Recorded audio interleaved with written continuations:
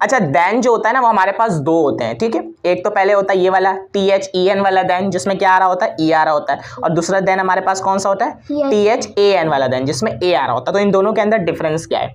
देखो पहला वाला जो होता है ना THEN वाला देन, ये देन का मतलब होता है फिर, हम लोग उर्दू में बोलते हैं ना फिर, यानी इसके बाद मैं ये काम करूंगा, इसके बाद ये करूंगा। तो ये वाला अगर आपने मीनिंग देना हो ना तो वहां पर कौन सा वाला देन आता है THEN वाला देन। जैसे मैं कहता हूं कि I will brush my teeth then I eat breakfast, यानी पहले मैं दांत अपने साफ करूंगा, दांत अपने ब्रश करूंगा, फिर मैं मतलब नाश्ता करूंगा। तो यहाँ पर एक के बाद एक काम हो रहा है, तो वहां पर कौन सा वाला देन आएगा? ये वाला THEN वाला देन आएगा।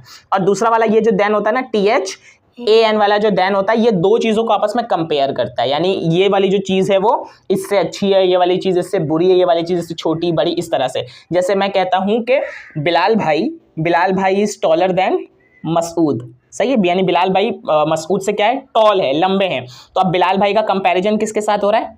मसूद के साथ हो रहा है। तो मैं कहूंगा बिलाल भाई इज टॉलर देन मसूद। यहाँ पर कौन सा वाला देन आएगा? THEN वाला या THAN वाला?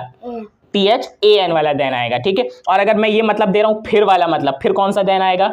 THEN वाला। और अगर दो चीजों को कंपेयर करना है फिर कौन सा वाला देन आएगा? AN वाला देन आएगा, ठीक है।